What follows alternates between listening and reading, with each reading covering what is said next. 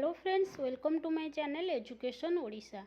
तबे फ्रेंड्स ए वीडियो रे मु आपण मानो पे नै आसी विश्व क्विज जोटा कि सुरभीर 2024 रो तम मानकर वरिष्ठ विभाग पई उद्दिष्ट विश्व क्विज केते गुडा इंपोर्टेंट क्विज चलंतु डिस्कशन करबा। ता पूर्वरु जदि चैनल रे न्यू अटंती तबे सब्सक्राइब करी पाखरे थिबा बेल आइकन को प्रेस कर दियंतु।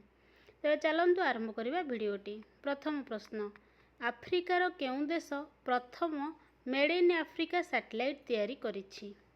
आफ्रिकार साउथ आफ्रिका प्रथमे मेड इन आफ्रिका सैटेलाइट तैयारी करिछि।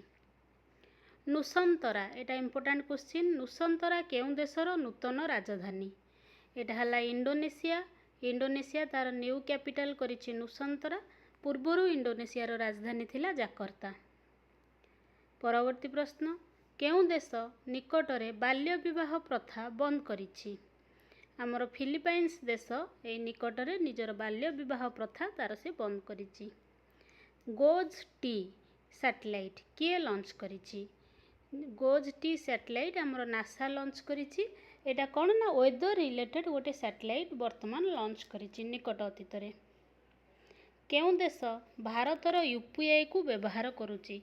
आमे जो यूपीआई पेमेंट करुचे भारत रे डिजिटल मनी पेमेंट ताको अन्य केउं देश व्यवहार करुछि? सेटा हला नेपाल। स्टैच्यू ऑफ लिबर्टी केउं देश रे अवस्थित? स्टैच्यू ऑफ लिबर्टी आमर यूएसए रे बा अमेरिका रे अछि। डेड सी केउं दुई देश मध्य रे अवस्थित? डेड सी आमर जोर्डान एवं इजराइल मध्य रे अवस्थित। परवर्ती प्रश्न, केउं महासागर रे बर्मुडा ट्रायंगल रहिछि?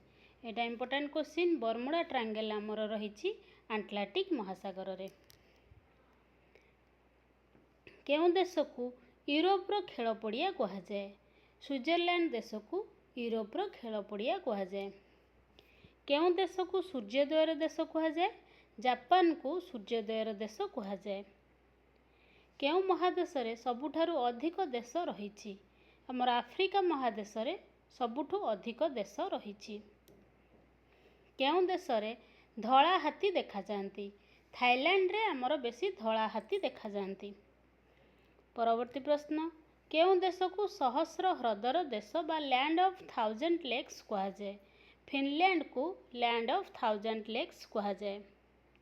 परवर्ती प्रश्न, पृथ्वीर छात बोली काहाकू कहा जाए?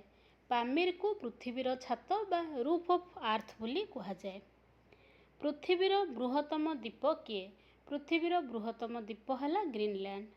तेबे पिले माने एट थिला इंपोर्टेंट 15टी क्वेश्चन आर परवर्ती भाग मु नै आसीबी।